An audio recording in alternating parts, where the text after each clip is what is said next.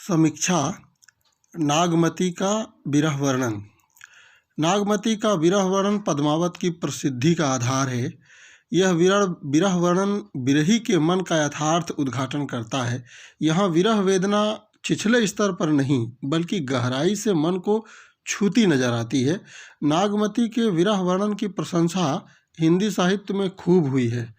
इस विरह वर्णन में प्रेम, आंसू, मनुष्य, प्रकृति, कल्पना, यथार्थ सब आपस में घुल मिल गए हैं।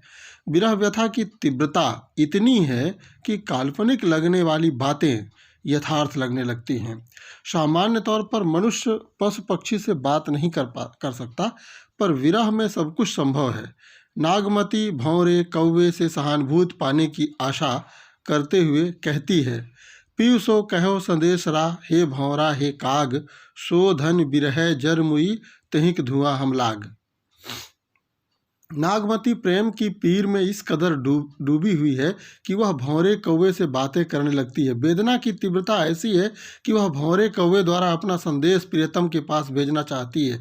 वह भंवरे कौवे को आदर सूचक संबोधन प्रदान करती है। इस प्रसंग में हमें घनानंद याद आते हैं। वे बादलों को ऐसा ही आदर सूचक संबोधन प्रदान करते हुए कहते हैं कि मेरे आंसुओं को सुजान के आंगन में बरसा देना, तभी तो वह समझेगा कि मैं कितना दुखी हूँ। कबहूँ वह बिसासी सुजान के आंगन, मोह असुआन लय बरसो। रानी नागमती विरह दशा में अपना रानीपन बिल्कुल भूल जाती है। वह अपने आप को साधारण स्त्री के रूप में देखती है। नागमती का वियोग एक साधारण नारी का वियोग है। इस वियोग में दरबारी दर्द नहीं है। पति घर में नहीं है। नागमती चिंता में है कि घर कैसे छाया जाएगा। चौमासा आ गया है। पुष्प नक्षत्र सिर ऊपर आवा, हों बिरनाह मदिर को छावा। नागमती के विरहोद्धार को इस तरह दिखाकर जायसी ने भावुकता का परिचय दिया है। इस बात के लिए शुक्ल जी ने जायसी की खूब प्रशंसा की है। जहाँ तक भावुकता का प्रश्न है, विरह में नागमती द्वारा ऐसा सोचा जाना स्वाभाविक है। उधेड़ बुन तब शुरू होती है जब नागमती को पद्मावत में एक रानी के रूप में पाते हैं। एक रानी को भला घर छाए जाने की चिंता क्यों होगी। जायसी ने रानी नागमती को विरह में साधारण स्त्री के रूप में क्यों चित्रित किया है। किसी रानी को दर्द नहीं होता क्या? फिर उसे एक साधारण नारी बनाने की क्या आवश्यकता थी? ऐसी कौन सी मजबूरी है कि हिंदी काव्य परंपरा में ऐसे विरह वर्णन विरही को साधारण पात्र बनाकर ही सामने लाए जाते हैं। वियोग में रानी नागमती साधारण नारी दिखती है। वियोग में उसका ऐसा सोचना स्वाभाविक है। वियोग चाहे रानी का हो या साधारण नारी का, दोनों वियोग के धरातल पर अपने आप को सामान्य मनुष्य सोचने लगते हैं। वियोग में अगर रानीपन का गर्व रहेगा तो वह वियोग यथार्थ तरीके से सामने आ ही नहीं सकता। दुख ही ऐसा मनोभूमि है जहाँ बड़ा आदमी भी अपने आप को सामान्य आदमी समझने लगता है। जायसी ने नागमती को साधारण नारी के रूप में चित्रित कर उसके वियोग को गाढ़ा और लोकव्यापी बनाया है। नागमती का विरह वर्णन अंतर्मन को इसलिए छूता है कि वह रानी होते हुए भी अपने आप को साधारण नारी के रूप में देखती है।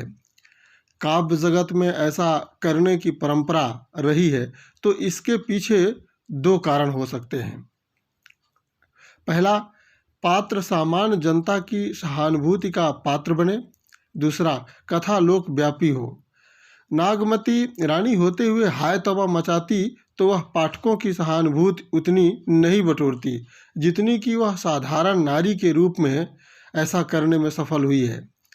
जायसी दरबार के लिए नहीं, सामान्य जनता के लिए लिख रहे थे, इसलिए उन्होंने सामान्य जनता की संवेदना को प्रमुखता दी है। जायसी का अनुभव लोक सामान्य वर्ग का है, इसलिए उनकी वर्गीय चेतना उन पर हावी हो गई है।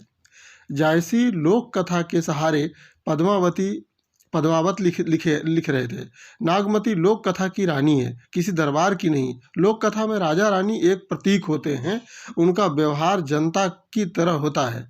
जायसी जहाँ दरबारी संस्कार मसलन घोड़े गिनना, भोजनों के नाना प्रकार आदि का वर्णन करते हैं, वहाँ वे सिर्फ वर्णन करके रह जाते हैं, कोई मार्मिकता नहीं पैदा कर पाते। जैसी कालिदास के समान दरबारी वर्णन में सिद्धस्त नहीं हो सकते थे। कालिदास का लगाव अभिजन समाज से था। क्या कारण है कि एक ही राम कथा को तुलसी और केशवदास दोनों लिखते हैं। तुलसी राम कथा के अमर गायक हो जाते हैं और केशवदास सिर्फ चमत्कारी कवि के रूप में रह जाते हैं। तुलसी की शैली केशव से भिन्न है। एक लोक अनुभव के कवि हैं, दूसरे दरबारी अनुभव के।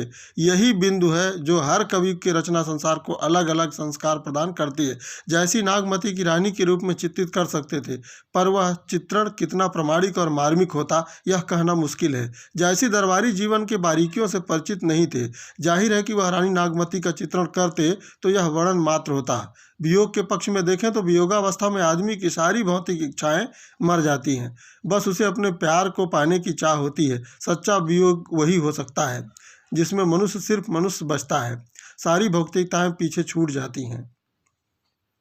वियोग में नागमती अगर रानी बनी रहती तो निश्चित रूप से उसे रत्नसेन के अतिरिक्त अपने रानीपन से भी प्यार है। वियोग में अगर कोई रानी साधारण नारी की तरह व्यवहार करती है तो उसका मूल कारण है प्रेम के प्रति अगाध समर्पण। सुख भौतिक दशा नहीं, मानसिक दशा होती है।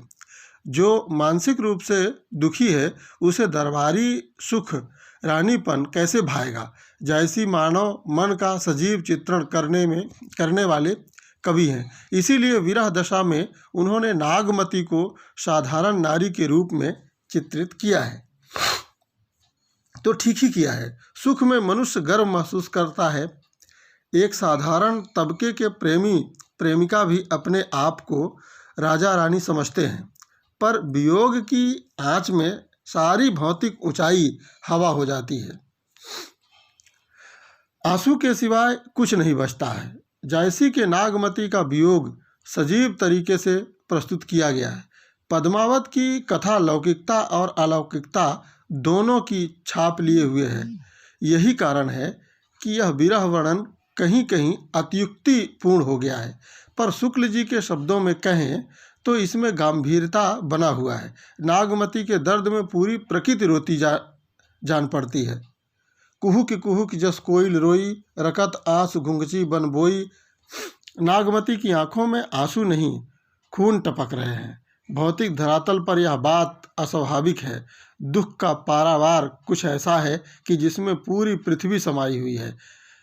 वर्षा होना एक प्राकृतिक घटना है। नागमती वर्षा की बूंदों की तुलना आंसू से करने लगती है। बरसै मघा झकोर झकोरी, मोर दुई नैन चुए जस ओरी। एक बिरही एक नितांत प्राकृतिक घटना को भी अपने अनुकूल किस कदर ढाल लेता है, इसका यह सुंदर उदाहरण है। जैसी नागमती के विरह वर्णन में प्रकृति को साथ लेकर चलते हैं।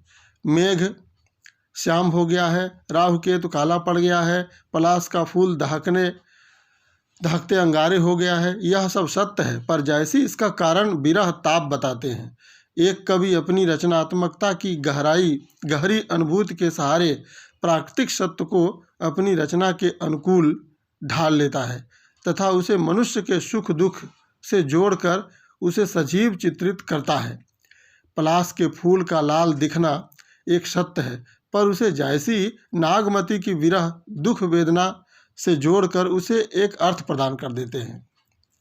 विरह दशा कुछ ऐसी होती है जिसमें सुखदायक वस्तुएं भी दुखदायक हो जाती हैं। मानव मन की यह स्वाभाविक प्रकृति है। नागमती को चांदनी रात भी अच्छा नहीं लगता है। कार्तिक शरद चंद उजियारी, जग शीतल हों बिरह जारी। चांदनी रात को देख नागमती का हृदय नहीं मचलता है। एक विरही मन का यह यथार्थ चित्रण है। नागमती वियोग में पागल है। उसे चांदनी रात में सौंदर्य कहाँ से दिखेगा। उसे तो रत्नसेन की याद आती है। विरह की अग्नि और भड़क उठती है। वहीं चांद संयोग की अवस्था में असीम सुखदायक लगने लगता है। इसमें दोष चांद का नहीं, प्रेम के प्रति समर्पण का है। इस समर्पण की नींव इतनी गहरी है कि नागमती अपना रानीपन भूल जाती है। जायसी ने मनुष्य की सामान्य भावना को तब और यथार्थ तरीके से दिखाया है जब उन्होंने चित्रित किया है कि नागमती सभी के प्रिय मित्र के आने पर और व्याकुल हो जाती है। उसमें वैषम्य की भावना मानव सुलभ ढंग से प्रस्फुटित होती है। नागमती देखती है कि पपीहे का प्रिय पयोधर आ गया, सीप के मुंह में स्वाति की बूंद पड़ गई, पर उसका प्राण प्रिय रत्नसेन नहीं आया। वह बिलखते हुए इस वैषम्य की भावना को उजागर करती है। चित्रा मित्र मीन कर आवा, पपीहा पीऊ पुकारत पावा, स्वाति बूंद चातक मुख परे, समुद्र सीप मोती मुख परे। नागमती को गहरी टीस होती है कि सबके प्रिय आ गए हैं, फिर रतनसेन अब तक क्यों नहीं आए, सब खुश हैं, फिर भी वह दुखी क्यों है। वियोगावस्था में नागमती का ऐसा सोचना स्वाभाविक है। प्रेम के प्रति यथाह समर्पण और प्रिय के न आने की तड़प नागमती को ऐसा सोचने को मजबूर कर देती है। नागमती विरह में इस कदर अकुलाई हुई है कि उसे हीरामन तोता कभी अक्रूर, कभी वामन, कभी इंद्र दिखता है। वह रत्नसेन पर कम, हीरामन पर ज़्यादा चिढ़ती है। वास्तविकता यह है कि उसे रत्नसेन ने छला है। वह हीरामन को ही छलने वाली मानती है। रत्नसेन से इतना प्यार है कि वह इसे धोखा देने वाला, छलने वाला मान ही नहीं सकती। नागमती को अपनी प्रेम पर विश्वास है, इसीलिए वह दोषी रत्नसेन को नहीं, हीरामन को मानती है। नागमती का हीरामन पर गुस्सा दिखाकर जायसी ने एक प्रेमी हृदय को व्यक्त किया है। जायसी द्वारा रानी पद्मावती का साधारण नारी के रूप में चित्रण उनकी कमजोरी नहीं, विशेषता है। हिंदी साहित्य में वियोगावस्था में रानी को साधारण नारी के रूप में चित्रित करना एक परंपरा रही है। जायसी की विशेषता यही है कि इस परंपरा को अपनाते हुए भी मानव हृदय की अनुभूतियों को कुछ इस तरह से पेश करते हैं कि वह एक नया सजीव लगता है। परंपरा का निर्वाह करना भर एक बात नहीं है, उसे मानव अनुभूतियों में पिरोकर कविता बनाना दूसरी बात है। जायसी साधारण जनता के कवि हैं। वे कहानी राजा रानी का जरूर कह रहे हैं, पर उन्हें उनकी संवेदना साधारण जनता के साथ पिरोई हुई जान पड़ती है। वे इसके लिए कोई दरबारी पैमाना भी अपना सकते थे, पर वे लोक अनुभवों में सिंचित कवि हैं। दरबार उनका विषय है, संवेदना नहीं। नागमती को साधारण नारी के रूप में चित्रित कर उन्होंने पद्मावत को लोक जीवन की संवेदना से जोड़ दिया है। इसीलिए वे लोक इतने प्रसिद्ध हैं। क्या कारण है कि प्रेमचंद जी जन जन में लोकप्रिय है, जबकि निर्मल वर्मा सिर्फ लेखक की दुनिया या अभिजात वर्ग में। प्रेमचंद सामान्य जनता की संवेदना को सजीव तरीके से चित्रित करते हैं, जबकि निर्मल वर्मा अभिजात वर्ग की संवेदना को सजीव तरीके से